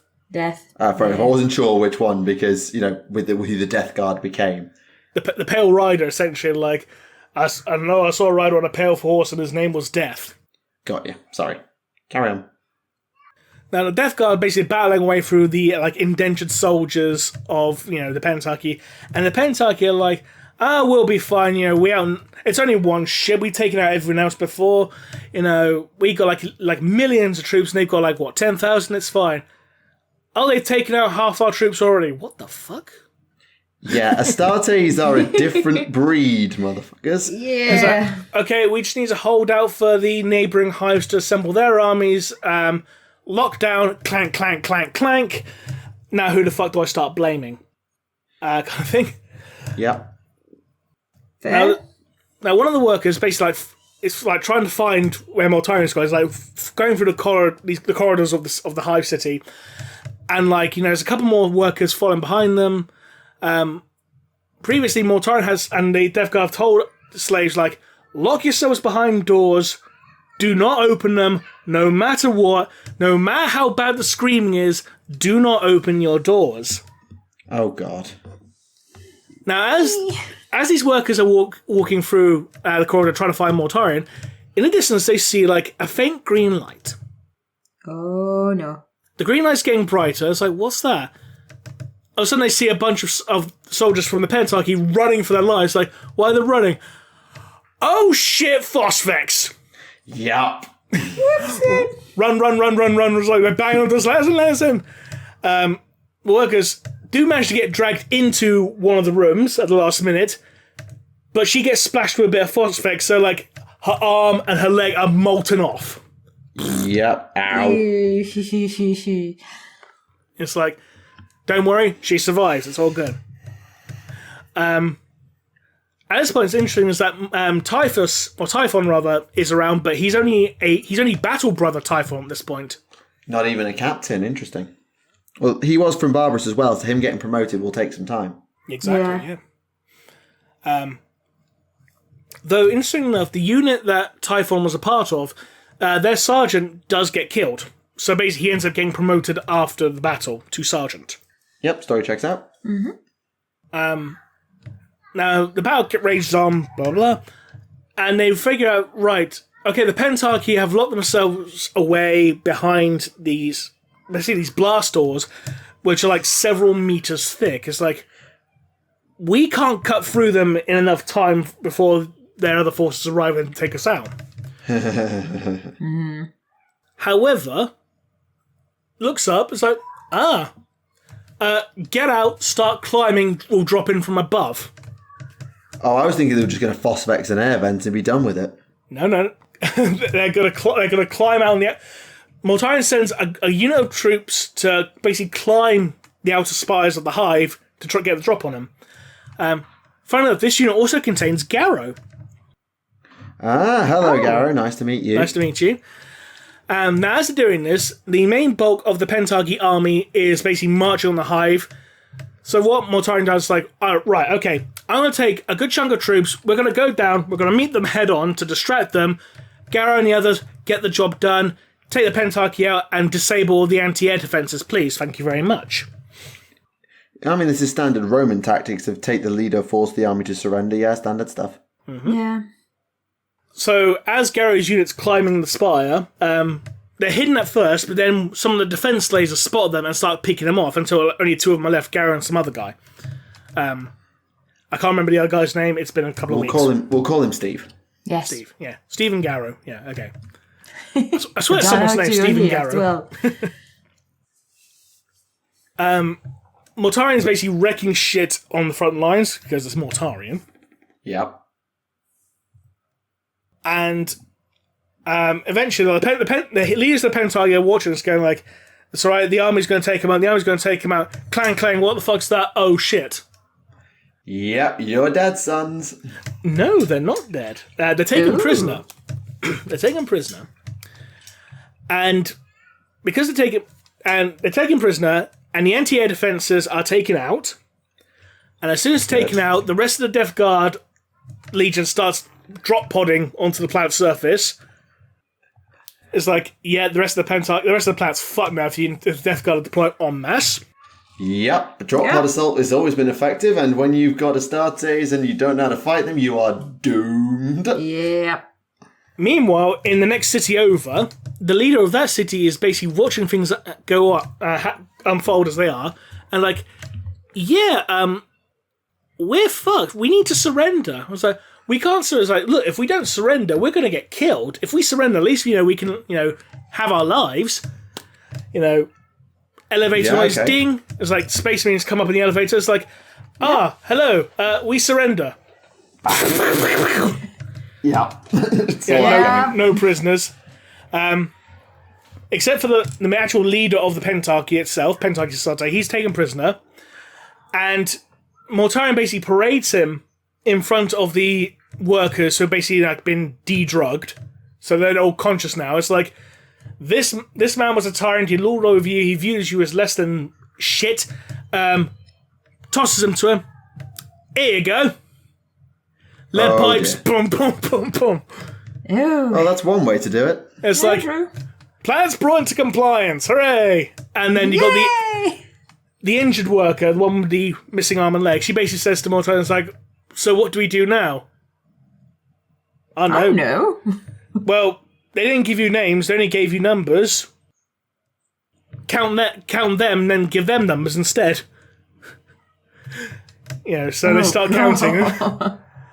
And then we come back to present day, and Mortarion's like, and that's how I made the world compliant. And Horus and Segway's like, Jesus fuck, Mortarion. To be honest, okay, I'm not about to defend Mortarion here, but he had, apart from the phosphex, and yes, I know, chemical weapons, war crimes, bear in mind, it's the Great Crusade, it's not modern warfare as we know it. Mortarion hasn't done anything particularly, phosphex aside, outside standard Astarte strategy. One thing he did, chucking a ship at a city is a bit unconventional. I want to point out, one of the main reasons they're pissed off is because Mortarion completely eliminated the entire planet's infrastructures. Like, there is no one to do a transition of power to for an imperial rule. Yeah, but that was never the Astartes' job. What they did for compliance is, like, they would, if they could, leave someone of the previous government in charge and transfer over to a new planetary guard, so there's a transfer of power. In this case, there is no transfer of power. All they've done is basically just turn a planet into an unlivable wasteland, and no one's in charge. It's just Mad Maxing it up. Yeah. Right, okay, yeah, I see what they mean. I just sort of, when I picture a compliance action by the Astartes, I always think, right, they come in, they do the murder, and then the Imperium follows them up and the bureaucracy sorts out the transfer of power, with the exceptions of the Ultramarines and the Word Bearers, who did their own thing with the whole setting up a government, religion, all the stuff that those two legions did. It was never the Astartes' job to sweep up and deal with the administration of what came next. I get what you're saying, but I can't imagine Kurz did any better. I can't imagine Perturabo did any better. I can't imagine Russ did any better. Well, the reason for Kurz, because Kurz was literally a weapon of fear. So he had a reason to do that, because that was literally his job. Perturabo himself would have been more reasonable than Kurz in that regard, because, regardless of what you think of the Iron Wars, Perturabo was still a perfectionist. Oh, yeah, absolutely. It's just like, why is Mortarion on trial? It's his first compliance. He went too far.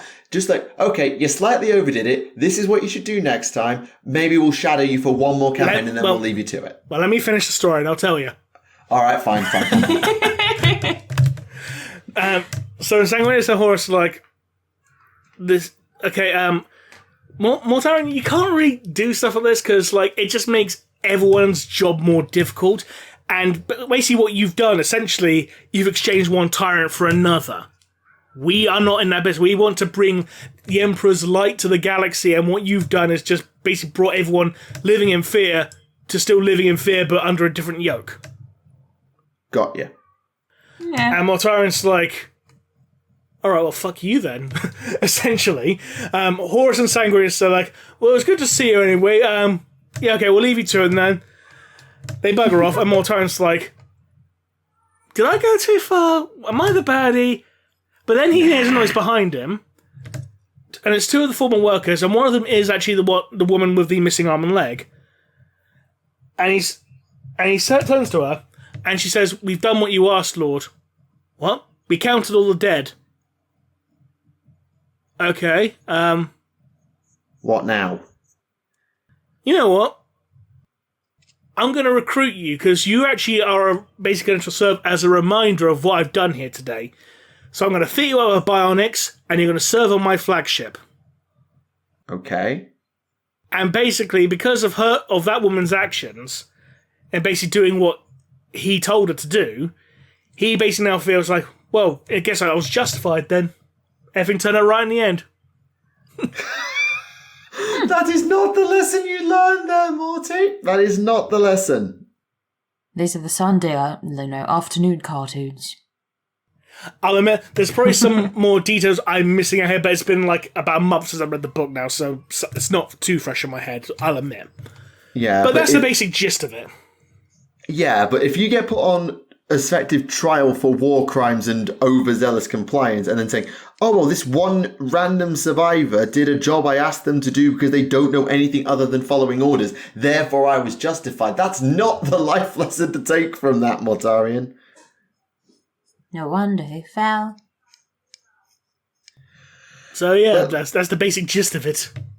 Yeah, but it's interesting, of course, as I recall, Vulcan and Mortarion banged heads, did they not, regarding methodology? Was it Vulcan getting pissy at Morty or the other way around?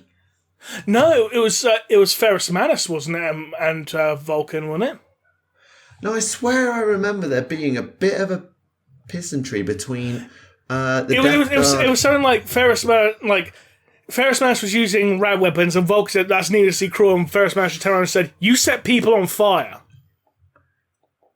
Yeah, I can't remember. I know there's a thing with the Salamanders arguing with another Legion about methodology, and I always have had it in my head that it's the Death Guard, not the Iron Hands, that they argue. It was one and the other. Yeah. But yeah, the basic gist was like, using rad weapons, using chemical weapons is cruel, and it's like, you set people on fire, you can't talk. Outright. I mean, let's be honest, like, you can't talk about being cruel if your primary weapon is fire. Because I'm pretty sure incendiary weapons are outlawed by the Geneva Convention in some places. Because it is, Geneva Convention is something that the 40k universe, uses, adheres to. Yeah, that's the word. I'm just reminded of that one scene from like Killzone 3. It's like, Geneva Convention? What planet do you think you're on?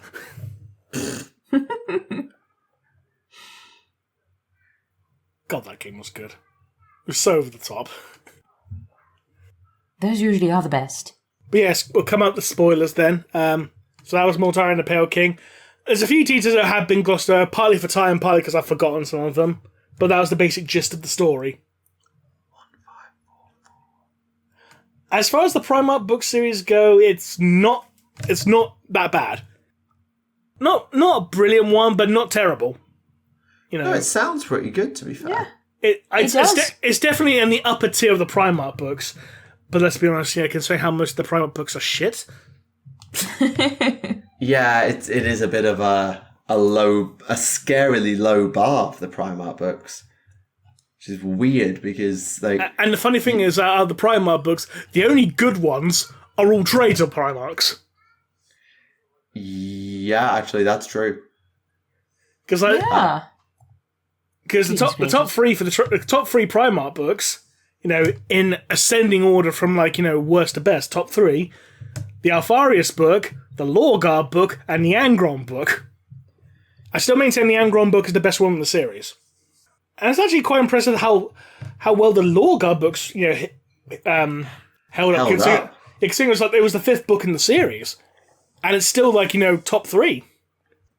That just shows how good the Lorgar book actually was. Yeah, true. Because I'll say this about the Lorgar book, before the Lorgar book, I did not give a toss about Lorgar. I just did not like him as a character. Then I read that book and was like, oh shit, this is actually really good. And the Angron book is just amazing. Too many books on my list. And then you get shit like the Conrad Kurz book. The less said about that one, the better. Where everyone is so sweaty for some reason. And the character of Robin the Rapist. Oh god, no. When was this written? And that's enough about the Conrad Kurz book. Did you have a book, Neve? I did. I read Adrian Tchaikovsky's Day of Ascension, the Gene Stealer Cult's novel. Ooh. Do we need spoilers for this? It's been out for a while, we don't need to. No, I don't think so.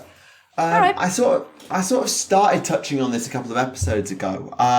Essentially, it's context. It's a Forge world. There's a hidden Gene Stealer cult on it, and it is at the point where I remember talking about it. It had just been accidentally exposed by a Magus Biologist, who was doing a recruitment drive, sweeping up like mutants for this sort of Day of Ascension, which is sort of a Mechanicus festival to celebrate casting off the flesh, yada yada yada bollocks, and sending off their next regiments of Skitarii off to the stars. And what the Biologist decides is that, you know what, I can make use of your mutations. So he kidnaps the Doctor, he kidnaps one of the hybrids who has been mutated into basically what I think is an aberrant, due to the Doctor's life-saving surgeries after he nearly got injured, nearly got killed, and he takes them. And the main sort of protagonist, if you will, is the sister of this aberrant, who is just a regular human, a neophyte, I guess is probably the best way to describe them, because they pass as human. They've got the electus, the electric tattoos that the Mechanicus use. She works for the Mechanicus, etc., etc., etc. And it all follows just the build-up to this Day of Ascension, where the Biologist essentially ransoms off the Gene Stealer cult and says, you are going to work for me and lead an assault on the capital city, which I will then put down in a way to depose the Fabricator General. In return, I will let you live. Type thing. Ooh, cool. So he engineers a Gene Stealer cult uprising in order to overthrow the Fabricator General, in order to install himself as the Fabricator General and then squash the rebellion, because the Skitarii have just come home from a previous campaign. There's a really experienced regiment of Skitarii. He's infiltrated their protocols. They work for him, essentially, and he will use them to mop up the rebellion once he's got what he wants. He's like, honey, I'm ho, fuck.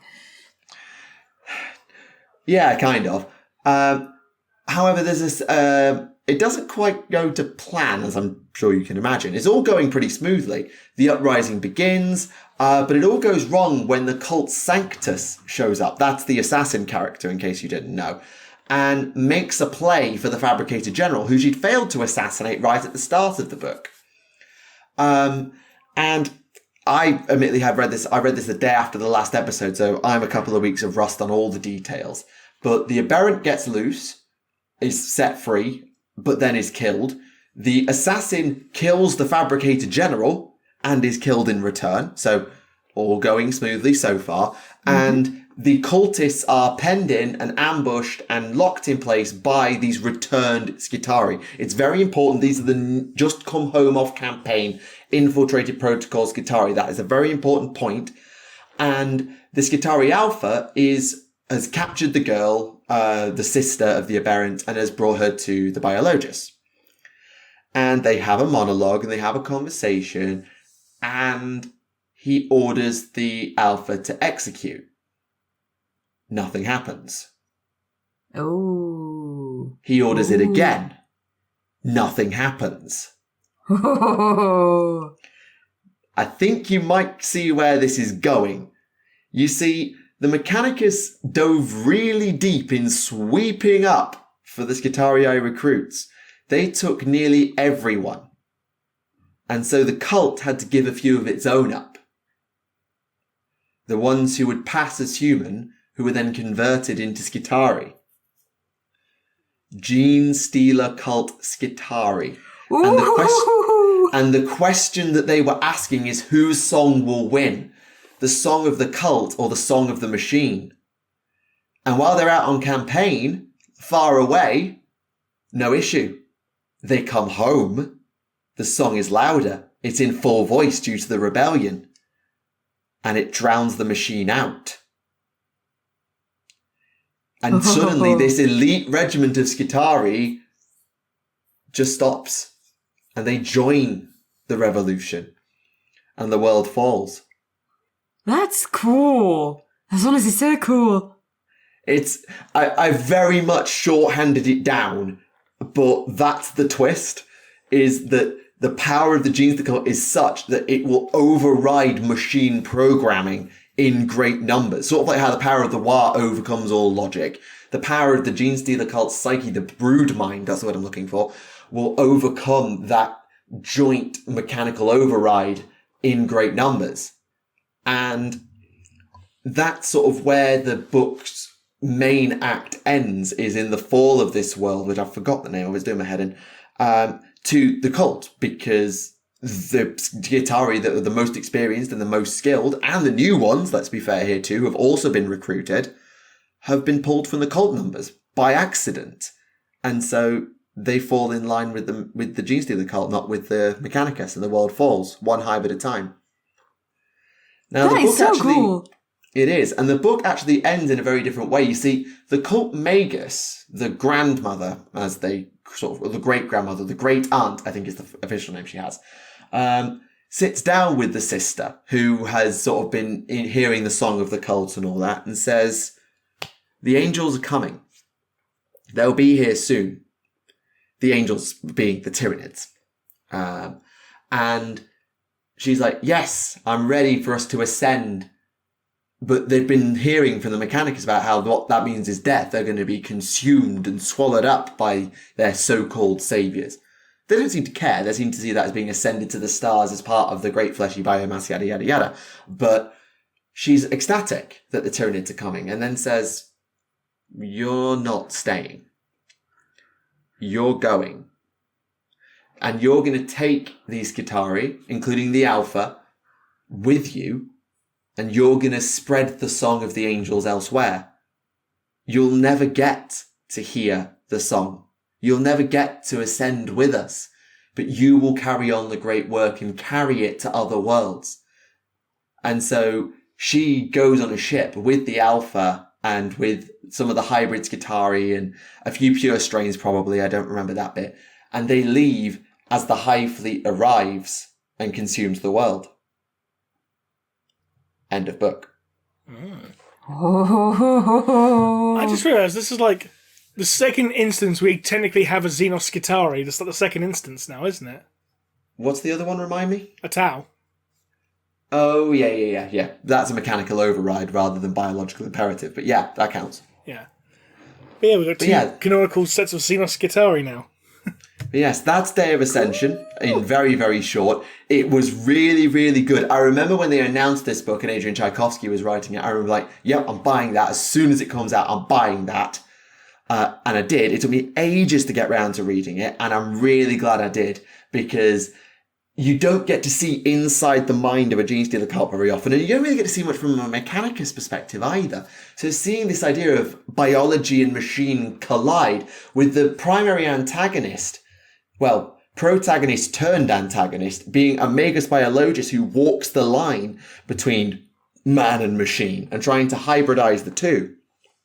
He thought he was stealing from the cult to improve his warriors, but in fact, the cult was taking the power of the machine to augment itself as long as it stuck together. And it just was a fantastic concept that I'm really glad we got to see. And it's a question that you would never ask, but you're really glad to get the answer. What happens if Gene Stealer cultists accidentally get lobotomized and Skitariized? Well, that's what happens. They're fine until they re-encounter Gene Stealer cults, and suddenly their mechanical overrides just wipe away, potentially in great numbers, and the brood mind takes over again. It was really well written. I was engaged with it. I literally read half the book in one sitting. It was fantastic. It was honestly a really good read. I know I've spoiled it for those who want to read it, but honestly, I still want to read it. I've given you the cliff notes and sort of the key plot points, but the character work is fantastic in there. Tchaikovsky, I never read Children of Time. It's sat on my bookshelf and I still want to read it. I'm going to take it away with me this weekend. Tchaikovsky is a fantastic writer. You should definitely read Day of Ascension. Next on my pad is Assassinorum Kingmaker. I've just started that and I can't wait to read it because it's looking blooming brilliant. Anyway, that's me. Yeah. I'm hyped by the stories. I'm like, oh, yes, books. I'll say this, that the next book I'm probably going to read is going to be the third Vault of Terror book, so I finally got that, and I want to find out what happens with the whole, hey, we got, the bondage space elves to fix the Golden Throne because we're stupid, kind of thing. Oh, yes. Yeah, I remember that. Yeah. After that, I'm probably going to move on to the Hellbrecht novel, unless the Rogel Dawn novel comes out first. Oh, yeah, the Rogel Dawn novel. No, it's not Sentinel of Terror. That's a different book. The Emperor's Crusader. Yeah. But yeah, I think whichever one it is, I think I quite like to read the Hellbrecht book as well. So if the Rogel Dawn book comes out and you get that one, I think I want to pick up what's on the Black Library most recent, because I need to get a few more books to read. So let me have a look, see what I'm going to go for. Because I've got Kingmaker on at the moment, which is looking really good. The third Araman book, or fourth Araman book, rather. Is that out yet? Yeah. Oh, it is. Araman Eternal, definitely going to get that one. I'm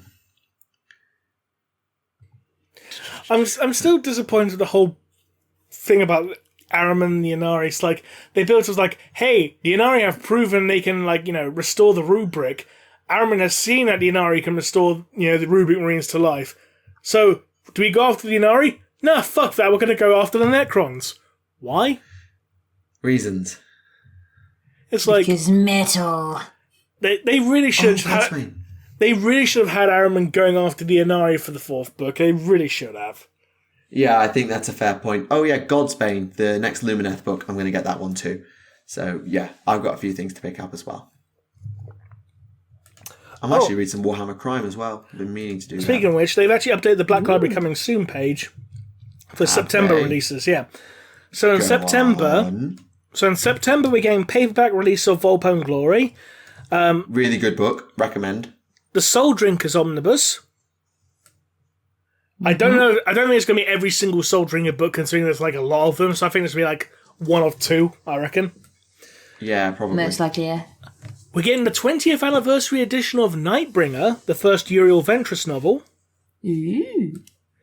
A Warhammer crime anthology called The Vorbis Conspiracy. Sounds fun. Mm-hmm. And for those wondering about Mortarion the Pale King, the standard issue release comes out in September. Excellent. Yeah. Do we have any idea when that Garrow book is coming out? No.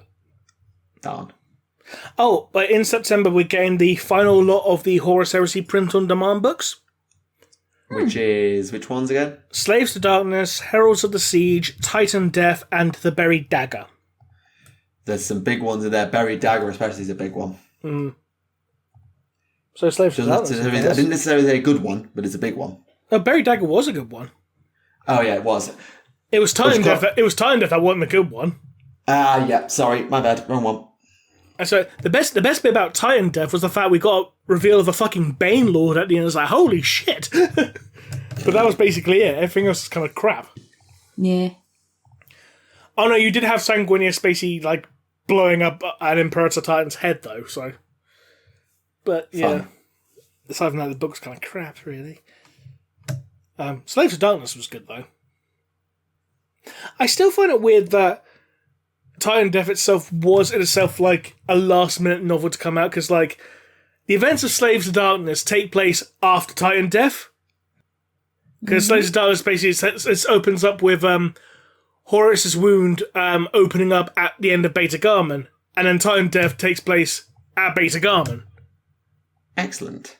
So it's you should really have put the fucking order out, but the fucking dogs, bastards. Womp, womp, womp, womp. Them timelines. It's see you, laddie, see you, I don't fucking know what I'm talking about. No. Me neither. Right, should we do some questions? Because we didn't actually do any for the last couple episodes. Yes, I think we probably should. Right. Sure. Do you want to bring up the questions since I'm hosting the episodes now, so you might as well bring up the questions. Oh, yeah, I'll make that my job. Give me a second, because I hadn't actually thought ahead to do that. Neither have I, don't worry. I'll go to the most recent episode and see what's there. Do.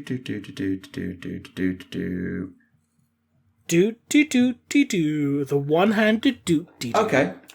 So here's one. If a weapon blessed by the Emperor can kill demons dead, which is correct, I believe, could demon weapons do the same in terms of can you kill a demon with a demon weapon or kill a living saint with a demon weapon? Well, I know demons can consume each other. But do they consume each other dead? I'm not entirely sure. Didn't Skulltaker, like when Skulltaker was created, didn't he like the first thing he did was kill another bloodletter? It was the first thing he did, was decapitate another bloodletter. That's correct. Yeah, so was that bloodletter killed dead? It's never confirmed whether it's a true death or not, but yeah. I'm not sure, to be honest. Well, with the logic of godhood, yeah, that should be possible, but if demons cannot be dead, then... if that were the case, then Celestine will be dead. Sorry, I don't mean to cut you off, but just... Yeah. Because didn't Abaddon absolutely shank Celestine? Yeah, I was just coming to that point too, like, with that logic, Celestine would be dead. I thought Celestine shanked Abaddon. I'm pretty sure she got pretty battered in the process, as I recall. She was weakened because the pylons activated. But I still remember Abaddon absolutely wrecking her up at one point, and I'm pretty sure he will have hit her or stabbed her with Drachnien. But again, he could have just, hit her with the claw. Yeah, fair enough. But the only thing I recall really about the fight is that Creed launched himself at Abaddon going, "Surprise, motherfucker!" Abaddon threw him away, and then when his back was turned, Celestine shagged him in the back, which caused Abaddon to teleport away. Yeah, that checks out. And then Abaddon got pissed and was like, "Well, fuck you then, I'm going to launch my Blackstone Fortress at your planet." Oh shit, I don't have a Blackstone Fortress anymore. Huron! Can I have yours, please? And Huron's like, "Well, fuck no, piss off." I want to imagine that every demon is so very, very polite towards each other. Like, can I have yours, please? Like, regardless of, or demon Primarch or demon anything. I just want to believe that they're very polite towards each other. I can imagine Nurgle demons being relatively polite to one another. Ah, wholesome. Then again, Nurgle is the wholesomest of the Chaos Gods. Nurgle loves you. It's like, Nurgle's the most wholesome of the Chaos Gods, and his fucking champion's Mortarion. It's like, well, Callus Typhon. Well, his demon Primarch is Mortarion. It's like, bad luck. Yep. But then again, apparently he wanted Perturabo first, so Mortarion was his consolation prize. Oh god, poor Morty. I wonder what it was that meant that Nurgle didn't get Perturabo. I think, from what I can recall, Nurgle went to Perturabo and said, "Hey, do you want to, do you want to be my boys?" And Perturabo was like, "Fuck off." Essentially, Perturabo just told Nurgle to fuck off. But hey, consent is key. I mean, Iron Within, Iron Without doesn't really have the same ring as Rust Within, Rust Without. So, so the funny thing is, not only is Mortarion Nurgle's bitch, he's Mortarion's backup bitch. Yep. Oh. Ouch. Right. Poor boy can't catch a break. Back to the question, we don't know. We're not sure. So the answer to the question is that Mortarion is Nurgle's backup bitch. There we go. Right, moving on. Okay. When you are hobbying, what sort of thing do you like to listen to? What's your sort of hobby playlist? Ooh, I if I do something 40k related with which I, have some music in the background and I work on it. Usually if it's a drawing, I just listen to someone reading out loud Reddit stories. But if I'm writing, I actually listen to the Mechanicus soundtrack. That's a good one. Recently, while I've been writing, I've just been listening to a lot of Last Days of Humanity, so... By the way, I recommend people not look up the album covers for them because they are fucking disgusting. But yeah. I mean, it's awesome gore grind metal, but the album covers themselves are fucking disgusting, so do not recommend looking them up if you have a weak constitution. Yeah. For me, I sort of go through whatever I happen to be listening to. I went through a phase where I always did the Space Marine soundtrack, but I also did a 1 hour loop of the Ferret Walk music once when I was painting, and that worked just fine too. Normally it's just whatever I happen to be listening to. So what I'm listening to at the minute is a lot of like Irish trad stuff, like those sort of covers of Irish music, like Colmar McGuinness, I think is the main artist. His name is Seth Staton Watkins. I'm listening to a lot of their stuff at the minute, but given a month, I'll probably be listening to something else. What my hobby playlist very much just follows my typical hot musical butterfly flit around between one genre and another every week. Yeah, sounds familiar. Right. There's one here for me. With the ending of Soul Slayer in mind, where do you think Gotrek will go next? I will put the spoiler. It's not a spoiler. It's months old. But Malaneth, the elf that was following Gotrek around, is now dead. So Gotrek has no Malaneth, no Stormcast assistant who's following him around. He's on his own now. And he's murdered everything in his way. In terms of where he goes next, to be honest, I don't know, because he doesn't want to go to Azir to get the Master Rune of Grimnir out. He doesn't really like the Fire Slayers, to be honest. I don't know. Have him go to Shaiish and get him to reunite with Felix. No, we've already been to Shaiish for Ghoul Slayer. He went hunting Nagash and got distracted. We can go back and finish that job then. He also he can go back with Greta Ferguson. It's like, give me back my boy. No, he spoke with a fake, either the soul of or a simile of the soul of Felix during Ghoul Slayer. So I don't know if it was the actual Felix or just a little conjuration by a necromancer, but still. I think he's had fights now since he's come across. He's had Realm Slayer, Ghoul Slayer, Goblin Slayer, or Git Slayer, and Soul Slayer with the Ideneth. I think he's already annoyed the Caradron. He's already annoyed the Fire Slayers. I get the feeling he's going to bang heads with the Stormcast before long, because he's got an almighty grudge with Sigmar and all the gods, to be fair. He wants his death. There you go. That's start from the next book, Storm Slayer. I mean, I'd be down for it, just watching an out-of-control Gotrek just belligerently smash his way through lightning dudes as they just try and explain it. If you just calm down a minute, and we can talk. No. Have him go full Super Saiyan on Sigmar. I mean, he can. So it's just a case if he doesn't want to go. End times. He really does not want to go to the realm of heavens. I forget the exact explanation why, but he really, really, really doesn't want to go. He's scared of heights. Ouch. Then Gotrek goes like, was that a joke about my height? He's like, why, did it go over your head? Oh God, no. Dwarf jokes. Right, moving on.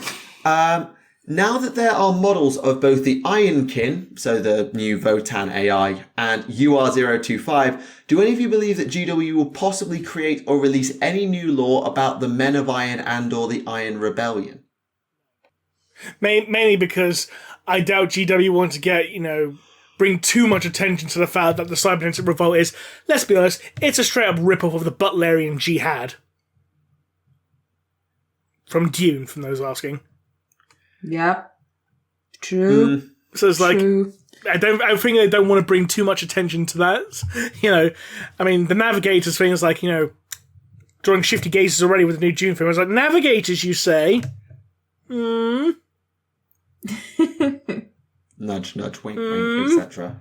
Is there any reason why the Arbites look like the judges from 2000 AD? No reason whatsoever. What are you talking about? So, That's the arbitrated red Eldar, you mean that term from Tolkien? Sorry. We can go on for this. We can go on. Yeah, we got the point. Okay, I'll stop. Right. So there's one more. I just jumped across to the previous episode as well. if the Tyranids consume enough orcs, will it make the hive mind stupid? I wouldn't be worried about that. I would be worried about if the hive mind believes something to be true, then it might become true. I think what people need to realise is that despite how they are commonly depicted, orcs are not stupid. I mean, let's be honest, any race that has managed to have, make interstellar travel possible and have interplanetary empires, you can't be stupid. I mean, remember, there is a difference between simple and stupid. Just because someone is simple does not mean they're stupid. Yeah, I think it also, you've got to think of the context of what makes orcs intelligent or things like that, because an individual orc, yes, okay, there are the odd boys who are unique, but the individual orc boy or orc knob is incredibly simple and will basically just run around with a chopper and some leather rags for the rest of his days. See feral orcs. But get enough orcs together that odd boys begin to develop and that conflict can begin between them, leading to the rise of a war boss who doesn't necessarily have to be that intelligent, but just has that ability to commandeer and make stuff happen. And suddenly the intelligence quotient of the orc race goes up as well. And I agree with everything you're saying. Orcs are not stupid, but an individual orc is far simpler and stupider. In regards to a feral orc may be happy to run around, wearing furs with a chopper, for all his life, but that does not make it stupid. I mean, it's no more stupid than, say, like someone living in a tribe in the Amazon rainforest. They're not stupid just because they live a simpler way of life compared to other people. Sorry, I don't mean. Sorry, that came across badly. What I was trying to get across was that when you get same as with humans, you get a large community together where ideas can be shared and unique individuals will come out who have certain skills and can harness things. All that stuff about space travel and intergalactic empires is only possible for the orcs because of the odd boys. So I think that's what and they only really develop in larger orc communities, is what I was trying to say. I butchered it horrendously. In fairness, you could argue the same thing about the Imperium. The only reason the Imperium can have multiple planetary empires or planetary systems, whatever, and like space travel is because of the Adeptus Mechanicus, you could argue. Or Psychers, as the case may be. Yeah.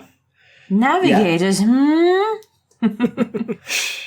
Yeah, but exactly. I find it wholesome that we're here, all defending orcs. Orcs aren't stupid. I mean, the reason orcs generally don't think about certain concepts is because they generally don't have any need to do so. Yeah, it's like that Eldar philosopher said. We see a society that is in perfect harmony and despise it as crude. Because to the hyper-intelligent, hyper-sophisticated Eldari, the orcs look stupid. To us, as humans, orcs look stupid because of what they are. But orcs, as you say, they're not stupid. They see things very differently. Their perception of what is intelligent is very different and it doesn't maybe match up to what our understanding of intelligent is. And let's bear in mind what the original question asked. What does that do to the hive mind? What it does is it makes the hive mind far more belligerent, because that is an orc character trait, whether you like it or not. It makes the hive mind far more adaptable and resilient, which is another very common orc trait, whether you like it or not, and makes the hive mind much more aggressive. It doesn't, even if it was maybe more focused on certain things, it's still a dimension-spanning intellect. Yes, okay, you consumed a race which maybe doesn't have the same hyper-intellect that it does for coordinating interplanetary strategy and controlling billions of organisms at once. Doesn't mean you still can't do that. It's not like the power of the War just becomes a giant green screaming voice like Sly Marbo in the ears of the hive mind. It's all the time, so the hive mind can't think. The hive mind is a titanic intellect. It's not even just that. It's not even just that. It's not even just an intellect. It's also may or may not even be a fully fledged god at this point. Yep. True. Because there was like Mephiston who basically turned around and said, like, hey, this thing's pretty much a warp presence. I was like, are you saying this is a god? Yeah. As far as we understand it, yeah. So basically, like, the hive mind is effectively the chaos god of hunger. Yeah. I mean, it doesn't necessarily have to... Munchie's god. Yeah. It is really interesting. And absolutely, the hive mind adapts by consuming, but the hive mind doesn't just change into what it eats. It's like the Kroot. It takes what's advantageous about what it consumes and discards what it doesn't need. So, yeah. Don't just feed orcs to the Tyranids. You ever heard of Octarius? Yeah, the Didn't Nids end won. well. Yeah, the Nids won. Yeah, A, the Nids won, and B, it made the orcs far more dangerous too. And C, the worldie just turned up for some reason. It's like, what the fuck are you doing? It was like, well, we weren't doing anything, so creators thought we'd get involved in this feud. No idea why, but we're going to be your heaters. Wrestling references! Righteous references all over. Right, and since we're going on all things wrestling, let's do a bit of fantasy booking. So, final question. For both Tactica and Remleiz, a 5 versus 5 tag team bout between the mortal champions of Chaos for both 40k and the Mortal Realms. Fantasy booking, which side will win? Your lineup is as follows. In the fantasy corner, you have Acheron, whoever the hell that is. It should probably be, that should be Archaon, they just can't spell. Sigvald, Corgus Kull, Village the Curseling, I guess, because it's the only mortal character I can think of. And Tamerka, although you could easily chuck in somebody else there. Who's Tamerka? And on the 40k side, you got Abaddon, Lucius, Khan, Araman, and Typhus. There's only... Do they mean Tamu Khan? Yeah, they do. Right. Chaos Dwarf guy. Firstly, I'm disappointed they didn't put Arbol the Undefeated or Egrim Van Horseman on, fantasy I side. don't think they're not in AOS. Well, they fucking should be, because Arbol the Undefeated and Egrim Van Horseman are awesome.